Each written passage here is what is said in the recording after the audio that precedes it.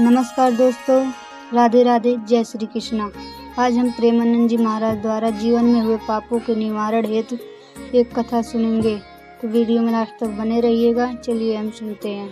दो बातें आज पकड़ लो। मेरे पास जो कुछ भी है, शरीर, इंद्रिया, मन, प्राण, बुद्धि, चित्त, धन, संपत्ति, मकान, स्त्री, पुत्र, परिवार, ये सब भगवान का दिया हुआ है। मानते हो? अंदर से देखो, भगवान का ही दिया हुआ है। ये भगवान की दी हुई वस्तु मैं भगवान को समर्पित करता हूं। तो दीयम वस्तु गोविंदम तुभ्यमेव समर्पयामि। हे भगवान, आपके द्वारा दी हुई सब कुछ, नाथ सकल संपदा तुम्हारी, नाथ सकल संपदा तुम्हारी, और मैं सेवक समेत सुत नारी। और रात दिन भगवान का भजन करने की चेष्टा करो। राधा राधा राधा। बहुत कठिन है संसार से मुक्त होना। दो पद्धति में एक तो स्वीकार करना पड़ेगा, या ज्ञान योग और या भक्ति योग। तो भक्ति योग बहुत सरल योग है। इसमें सब साधन भगवान को और सब करण भगवान के है। बस इतना समझना है, सब करण भगवान के, चाहे इंद्रियां हो, चाहे अंतःकरण हो, चाहे पदार्थ हो, बाहर भीतर जो कुछ श्री भगवान की रचना। और मैं भी भगवान का हूं, भगवान का अंश हूं।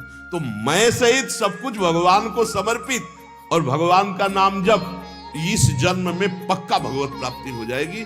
ज्यादा समझने की जरूरत नहीं। ज्ञान में तो बहुत समझने की जरूरत है। अगर उसमें चूक हुई तो दूसरा बचाने वाला नहीं, इसमें बचाने वाला है। करो सदा तिनके रखवारी, जिम बालक राखे महतारी।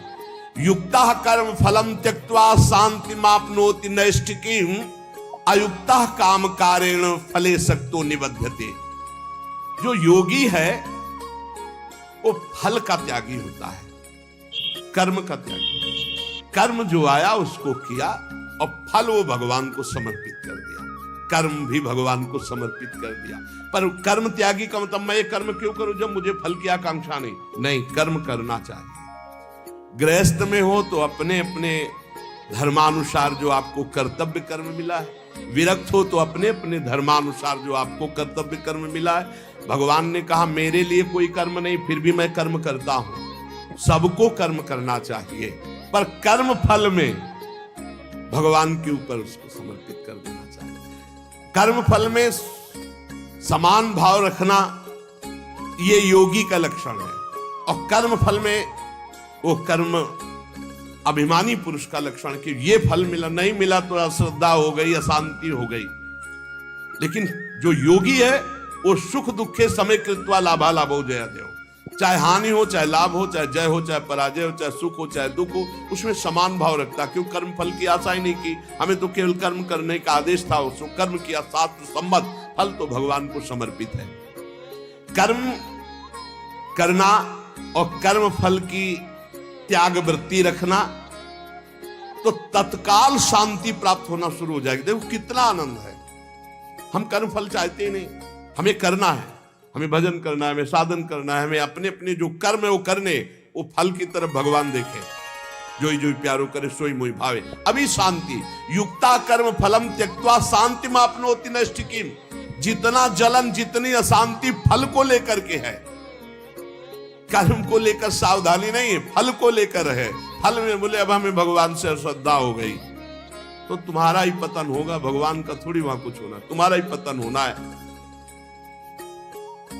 सकाम मनुष्य कामना के कारण फल में आसक्ति हो जाती है, इसलिए वो बंधता है, जलता है, दुर्गति को प्राप्त होता है।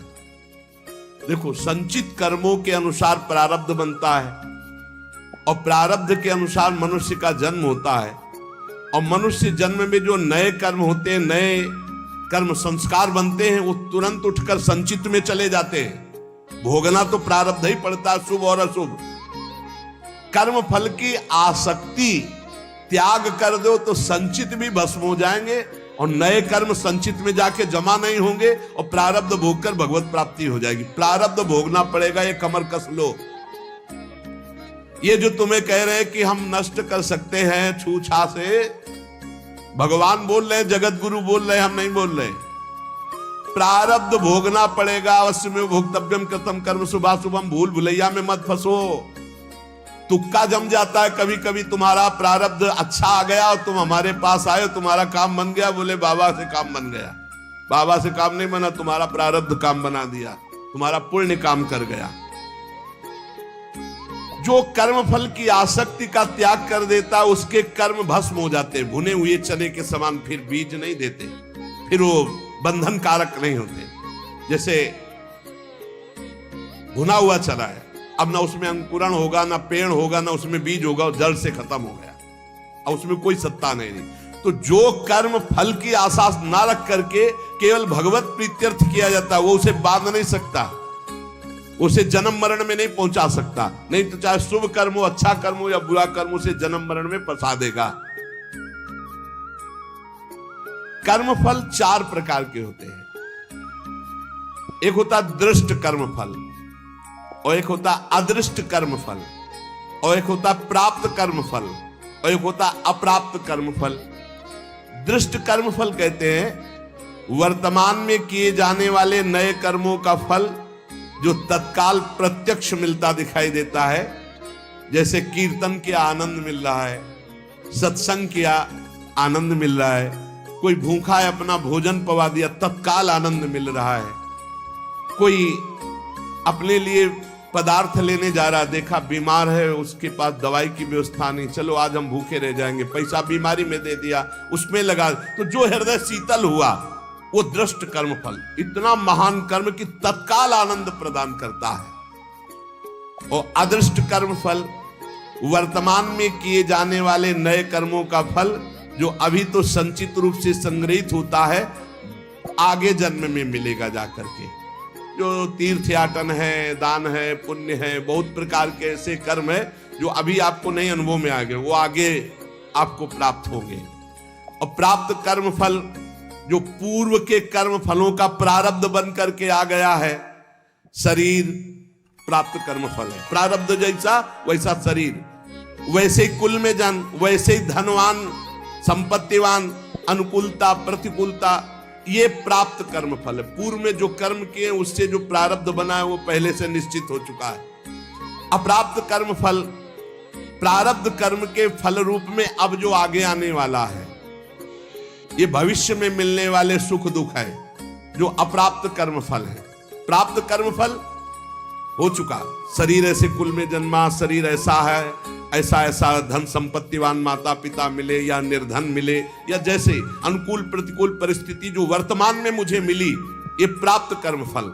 और जो अब आगे आने वाली है अप्राप्त कर्म फल, ये प्रारब्ध बड़ा भयानक है जो आगे आने वाला है। इसे भयानक को बड़ा मृदुल किया जा सकता है भजन के प्रभाव से, नष्ट तो किया जा सकता है पर भगवत प्राप्ति नहीं होगी। फिर पूरा झोंकना पड़ेगा इसी प्रारब्ध मिटाने में भजन को।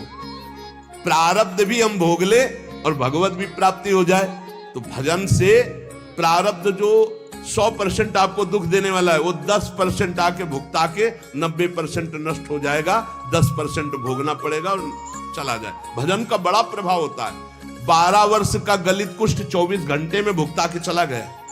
12 वर्ष कहां और कहां 24 घंटे। भजन से अप्राप्त कर्म फल को, जो आने वाला प्रारब्ध है, उसे रोका जा सकता है, उसे कम किया जा सकता है, उसे मिटाया भी जा सकता है। पर जो भगवत प्राप्ति करना चाहते हो, मिटाने में नहीं फंसते, उसे भोग लेते हैं और भगवान की प्राप्ति करते हैं। ये 4 प्रकार के कर्म फलों में दृष्ट और अदृष्ट ये क्रियमाण है, और जो प्राप्त और अप्राप्त कर्म फल हैं प्रारब्ध के अधीन है। दृष्ट कर्म फल आग्रह नहीं रखना, मिलने पर प्रसन्न या प्रसन्न ना होना। अदृष्ट कर्म फल आशा रखना, प्राप्त कर्म फल में ममता न करना, मिलने पर सुखी दुखी ना होना। अप्राप्त कर्म फल मिट जाए ऐसी आशा न रखना, ये भक्त के हृदय में होता है। चारों प्रकार के कर्म फल भक्त के हृदय में कोई प्रभाव नहीं डाल सकते। जब उपासक ये देख लेता है कि मैं करता नहीं है, वो मुक्त होने लगता है। इतने जादू का तमाशा है, समझ लो। गांठ लगी ही नहीं, गोस्वामी जी कह रहे जड़ चेतन ही ग्रंथि पड़ गई, यद्यपि मृषा छूटत कठिनाई। है ही नहीं बंधन, पर छूटना बड़ा कठिन है। बस इतना समझ लो कि बंधन ही नहीं है, पर छूटना बड़ा कठिन है। कर्तापन तुमने स्वीकार किया तो तुम्हारी दुर्गति पक्की है। चाहे शुभ कर्म करो चाहे अशुभ कर्म, शुभ से स्वर्ग आदि लोक, अशुभ से नरक आदि, और दोनों से मृत्यु लोक, ये आवागमन बंद नहीं होने वाला। क्या करें, तो बड़े कठिन समस्या है। यही कठिन समस्या है। ज्ञानेन्द्रीय, कर्मेंद्रीय, अंतःकरण, प्राण, उपप्राण, ये सब प्रकृति के हैं। तो आपको ये कथा कैसी लगी हमें कमेंट करके ज़रूर बताएं, और वीडियो अच्छी लगी हो तो चैनल को सब्सक्राइब कर लें, क्योंकि प्रेमानंद जी महाराज द्वारा बताए गए निम्न बातों को इस चैनल पर दिखाया जाता है।